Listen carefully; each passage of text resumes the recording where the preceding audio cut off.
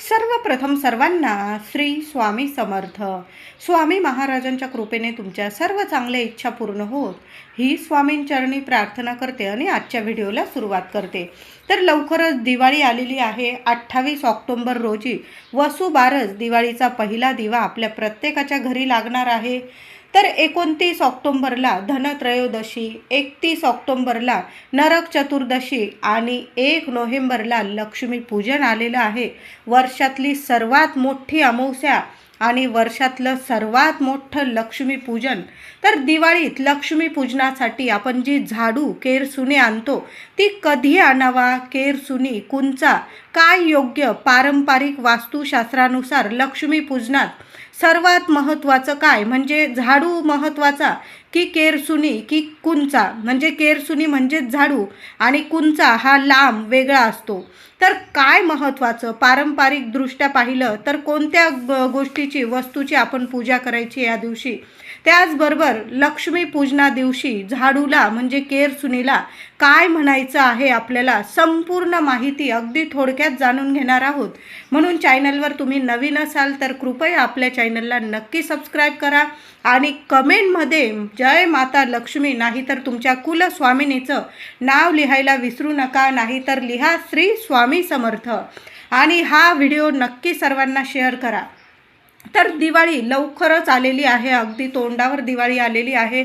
आपली सर्वांचीच अगदी लगबग सुरू झालेली आहे. दिवाळीची आवराआवर करायची, साफसफाई करायची. बरेचसे असे व्हिडिओ दिवाळीबद्दल आपल्या चॅनलवर आलेले आहे, ते सुद्धा आपल्या चॅनलवर जाऊन नक्की बघा. महिलांनो, मैत्रिणींनो, माझ्या दिवाळीत काही खास करून लक्ष्मीपूजनात सर्वात महत्त्वाची असते ती म्हणजे केरसुनी झाडू.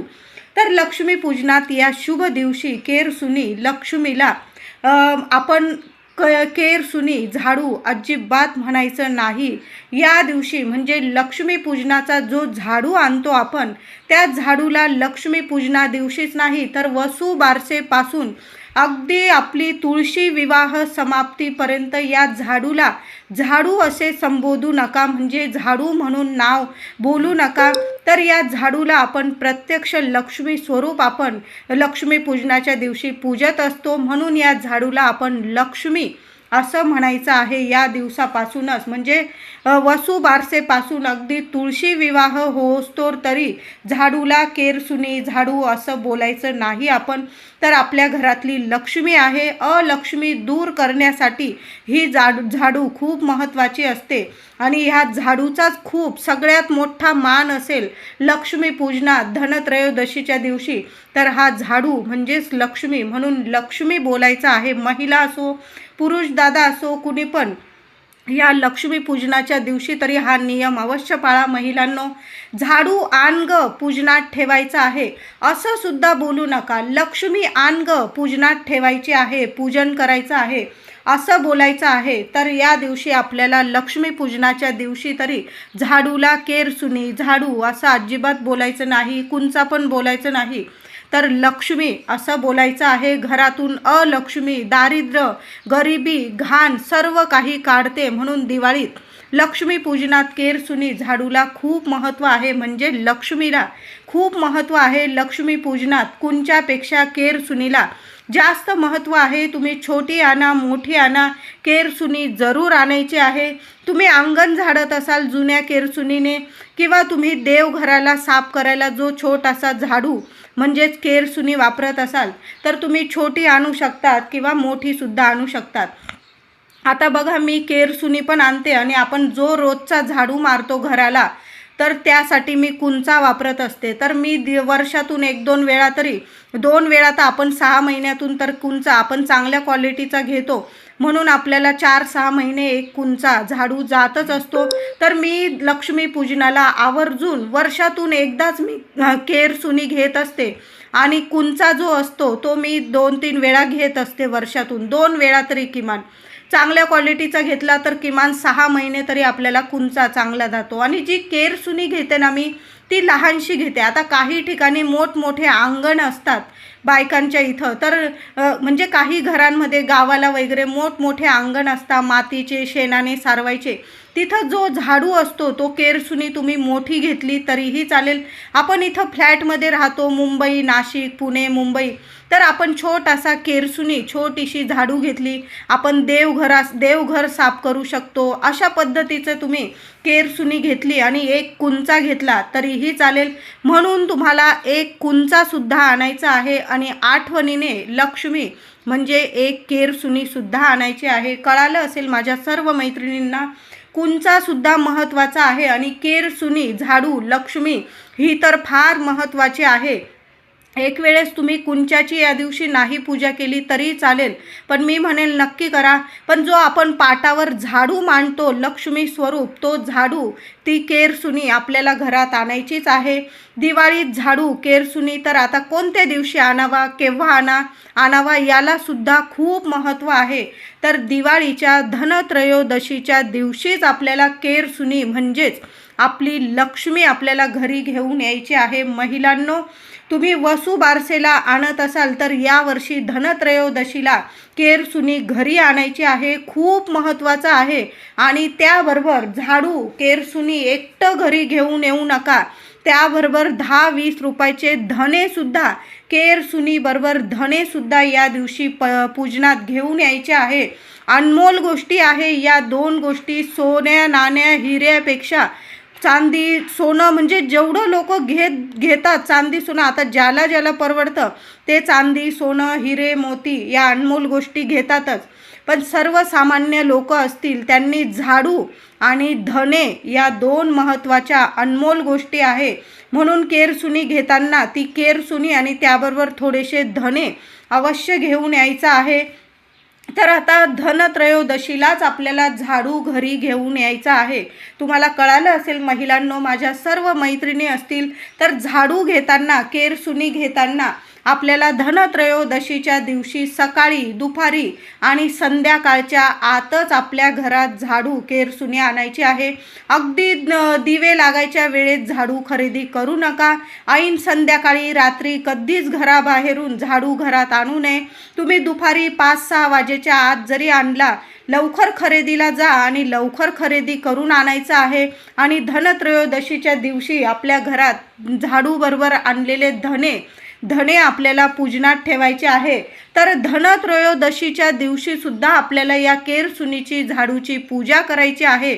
धन्वंतरी देवतात हे श्री हरी विष्णूंचे रूप आहे. म्हणून या दिवशी धन्वंतरी देवांबरोबर आपल्याला माता लक्ष्मीची सुद्धा पूजा करायची आहे. म्हणून धनत्रयोदशीला या दोन गोष्टी आणायच्या आहेत, झाडू, केरसुनी आणि त्याबरोबर थोडेसे धने. तुम्ही कुंचा आणायचा असेल याच दिवशी. धनत्रयोदशी हा असा दिवस आहे, आपल्या घरी लक्ष्मी खेचून आणण्याचा दिवस आहे. म्हणून महिलांनो, ज्या काही वस्तू आणायच्या आहे तुम्हाला लक्ष्मी पूजनासाठी, आपण दिवे आणतो, पंत्या आणतो, नारळ आणतो, म्हणजे कलश वगैरे ज्या वस्तू लागत असतील तुम्हाला, हळदी, कुंकू, कापूस, ज्या वस्तू आपल्याला लागतात ना, त्या गोष्टी याच दिवशी आणायच्या आहे. खूप शुभ ठरतात. आणि 2 वस्तू तर या दिवशी नक्की आणायच्या आहे, त्या म्हणजे केरसुनी आणि आपल्याला आणायचे आहे ते म्हणजे धने. अवश्य घेऊन या. आता झाडू घेताना खूप विचार करू नका, उलटापालट करू नका. लक्ष्मी घेताना खूप विचार करू नका. जी तुमच्या हातात येईल ना पटकन, ती पटकन घेऊन यायची. जी पहिली लक्ष्मी तुमच्या हातात येईल ना ती घ्यायची.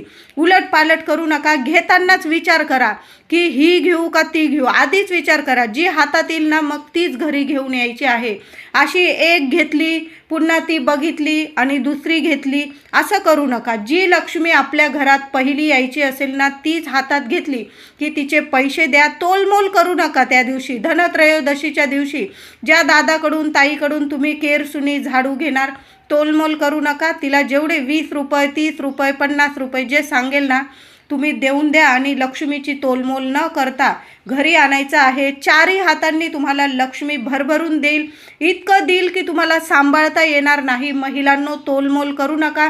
जी पहिली केरसुनी, झाडू तुमच्या हातात येईल, कुंचा घेताना सुद्धा आधीच बघून घ्या की कोणता घ्यायचा आहे. तिथं ढीग लावलेला असेल तिथं बघून घ्या नीट आणि तोच पहिला उचलायचा आणि घरी घेऊन यायचा आहे. तोलमोल करू नका.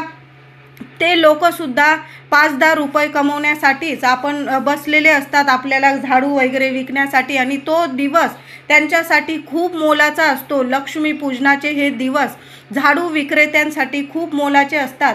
म्हणून तोलमोल भाव करू नका. लक्ष्मीला मानाने घरी घेऊन या. तुम्ही गाडीवर वगैरे आणत असाल तर केर सुनीला आपल्या हातातच मानाने आणायचं आहे. सामानाच्या ठिकाणी पायाजवळ दादा असतील माझे, तुमच्याबरोबर कोणी नसेल आणायला, तर मी म्हणेल तुम्ही पायी जा दादांनो, आणि पायी हातात झाडू घेऊन या. तुम्ही स्कूटीवर वगैरे असाल आणि मग पुढं झाडू पायाजवळ ठेवला, कृपया अशी तुम्हाला ही चूक करायची नाही. लक्ष्मीपूजनाचा झाडू आहे, खरा मान याच झाडूचा असतो लक्ष्मीपूजनात. म्हणून त्या झाडूला, त्या लक्ष्मीला, आपल्या माता लक्ष्मीला मानानेच घरी आणायचं आहे. सामान वगैरे ठेवाल तिथं पायाजवळ चुकून सुद्धा ठेवू नका. एखाद्या पिशवीत नीट ठेवला आणि ती पिशवी हातात हृदयाजवळ महिलांनो नीट धरून आणायची आहे. केरसुनी घरी आणल्यावर धनत्रयोदशीच्या दिवशी गंगाजल तिच्यावर शिंपडायचं आहे. एका पाटावर ठेवायची, आधी तिच्यावर गंगाजल गोमूत्र थोडं शिंपडायचं आहे. हळदी कुंकू फुलं वाहून धूप दीप दाखवून पूजा करायची आहे आणि तीच लक्ष्मी नीट ठेवायची. आणि लक्ष्मी पूजनाच्या दिवशी पुन्हा लक्ष्मी शेजारी त्या लक्ष्मीचं पूजन करायचं आहे. तुम्ही धनत्रयोदशी दिवशी पूजा नसल करत तर तुम्ही ती झाडून नीट ठेवून द्या. काही ठिकाणी महिला डायरेक्ट लक्ष्मी पूजनाच्या दिवशीच झाडू पूजत असतात, धनत्रयोदशीच्या दिवशी पूजत नाही. आता ज्यांच्या घरात धनत्रयोदशीच्या दिवशी पण पूजतात आणि लक्ष्मी पूजनाच्या दिवशी पण पूजतात, तर धनत्रयोदशीच्या दिवशी सुद्धा आपण पाटावर जी पूजा मांडतो धन्वंतरी देवाची माता महालक्ष्मीची, तिथं सुद्धा तुम्ही एक छोटासा पाट ठेवून तिथं तुम्ही झाडूची सुद्धा पूजा करायची आहे. आणि 2-3 दिवसासाठी ती झाडू नीट ठेवून द्या. अशा ठिकाणी ठेवा कुणाचा हात लागणार नाही आणि कुणाला दिसणार नाही. आपली लक्ष्मी कधी पण नीट ठेवायची जिथं कुणाचा हात जाणार नाही, आणि कधीच कुणाला आपली लक्ष्मी म्हणजे आपला झाडू दिसायला नको. पूर्व पश्चिम ठेवली तुम्ही, उत्तर पूर्व ठेवली, तर दक्षिण दिशेकडे तुमचा झाडू कधी ठेवू नका. त्याचबरोबर आडवा झाडू ठेवायचा, उभा झाडू कधी पण ठेवू नका. आता आपल्याला लक्ष्मी पूजन करताना जी झाडू केरसुनी वापरणार आहोत, त्या झाडूला लक्ष्मी पूजनाच्या दिवशी किंवा धनत्रयोदशीच्या दिवशी आपली जी मूठ असते आपली झाडू पकडण्यासाठी, तिथं तुम्हाला लाल पिवळा धागा 5 वेढे बांधायचे आहे. महिलांनो नक्की हा उपाय करा. धनत्रयोदशीच्या दिवशीच केला तरीही चालेल, किंवा तुम्हाला नाही जमलं लक्ष्मी पूजनाच्या दिवशी जरी केला, झाडू पूजेत ठेवतानाच हा उपाय करायचा आहे. लाल पिवळा कलावा बाहेरून दुकानातून घेऊन यायचा आहे आणि त्या झाडूच्या मुठीला, कुंचा असो झाडू असो, झाडूच्या मुठीला 5 वेढे लाल पिवळा कलावा बांधून द्यायचा आहे. जय माता लक्ष्मी, जय माता लक्ष्मी, नाहीतर ओम श्रीम नमहा, ओम श्रीम नमहा असं म्हणत केर सुनीला हे 5 वेढे कलाव्या नक्की बांधायचा आहे. आमच्या घरातील अलक्ष्मी दारिद्र्य बाहेर जाऊ दे आणि लक्ष्मी माता घरात येऊ दे अशी प्रार्थना करायची आहे झाडूला. लक्ष्मी पूजनाच्या दिवशी आपण जो पाटावर झाडू लक्ष्मी पूजणार आहोत, त्या झाडूच्या खाली गुपचूप महिलांनो 1 रुपयाचं नाणं ठेवून द्यायचं आहे. 1 रुपयाचं नसेल तर 2 रुपयाचं ठेवा, पण 1 नाणं नक्की आपल्या लक्ष्मी खाली लक्ष्मी अवश्य ठेवायची आहे. पैशाला पैसा नक्की ठेवा. दुसऱ्या दिवशी उत्तर पूजा करताना, लक्ष्मी पूजनाची जी उत्तर पूजा करू तेव्हा केरसुनी आपण उचलणार, तर केरसुनीला बांधलेला कलावा आपण 5 वेढे कलाव्याचे धनत्रयोदशीच्या दिवशी किंवा लक्ष्मी पूजनाच्या दिवशी आपल्या झाडूला केरसुनीला आपण कलावा बांधणार आहोत. बांधायचाच आहे महिलांनो. तो कलावा 5 वेढे बांधायचा आणि लक्ष्मी पूजनाच्या दिवशी 1 रुपयाचं नाणं आपल्या झाडूच्या खाली, पाटावर जो झाडू आपण मांडणार आहोत पूजेत, त्या झाडू खाली 1 रुपयाचं नाणं अवश्य ठेवायचं आहे. झाडू खाली थोडेसे तांदूळ ठेवा. त्या तांदूळावर आपल्याला 1 रुपयाचं नाणं ठेवायचं आहे. त्या नाण्याची हळदी कुंकू वाहून पूजा करायची. त्यावर आपल्याला झाडू ठेवायचा आणि झाडूची सुद्धा हळदी कुंकू फुलं वाहून आपल्या लक्ष्मीची पूजा करायची आहे. छोट्या मोठ्या गोष्टी असतात, पण बरंच काही देऊन जाता. वर्षभर घरात पैसा टिकून राहील. लक्ष्मी माता कायम प्रसन्न राहील. दुसऱ्या दिवशी लक्ष्मी पूजनाची उत्तर पूजा करताना झाडू खालील 1 रुपया काढून घ्यायचा, केर सुनीला बांधलेला कलावा काढून घ्यायचा आणि आपल्या तिजोरीत एखाद्या डब्बीत ते रुपयाचं नाणं आणि तो कलावा नीट ठेवून द्यायचा आहे. बघा, वर्षभर पैसाच नाही तर सुख, शांती, आनंद, आरोग्य, ऐश्वर आणि मुलांची प्रगती घेऊन येईल. घरात तुमच्या कशाला कमी राहणार नाही. महिलांनो, नक्की हे उपाय करा. कुणाला सांगत बसू नका. तुम्ही तुमचेच हे गपचूप उपाय केले तरीही चालेल. भेट म्हणून केरसुनी कधी कुणाकडून घेऊ नका आणि कुणाला कधी देऊ नका. तुम्ही जर धनत्रयोदशीच्या दिवशी किंवा तुमच्या मैत्रिणींबरोबर, बहिणींबरोबर गेलाच खरेदी करायला आणि त्या बोलल्या तुम्हाला की दे ग केरसुनी घ्यायला पैसे नाही, माझ्याकडं सुट्टे पैसे नाही, देऊ नका एकमेकींना केरसुनी झाडू घ्यायला पैसे आणि लक्ष्मीपूजनाचा झाडू घ्यायला तर अजिबात पैसे देऊ नका. तुमच्याकडं लाख रुपये असेल आणि ती मागत असेल तुमच्याकडं, देऊ नका. तिचा झाडू तिलाच खरेदी करू द्या. तुमचा झाडू तुम्हीच खरेदी करायचा आहे. नक्की ह्या छोट्या मोठ्या गोष्टी चुकू नका महिलांनो. कुणाला कधीच झाडू केरसुनी भेट म्हणून देऊ नका आणि कुणाकडून घेऊ सुद्धा नका. बेड खाली कधी केरसुनी ठेवू नका. देवघर झाडण्यासाठी छोटी केरसुनी वेगळी ठेवायची आणि घर स्वच्छ करणारी ती झाडू कुंचा आपण नीट ठेवायचा असतो. रागाच्या भरात केरसुनी आपटणे, फेकून मारणे टाळायचे आहे आणि दिवाळीच्या या 5-6 दिवसात तर या गोष्टी आपल्याकडून कधीच झाल्या नाही पाहिजे.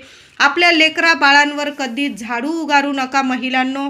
दिवाळीच्या लक्ष्मीपूजनात केरसुनीला महत्त्व खूप आहे. याचा अर्थ या जगात कुणालाही हलकं कधी समजू नका. प्रत्येकाला मानाने वागवा. कारण केरसुनी नसेल तर घर अस्वच्छ राहील आणि घर अस्वच्छ असेल तिथं कधीच लक्ष्मी नांदत नाही. तुटलेल्या झाडूने घराची साफसफाई कधीच करू नका.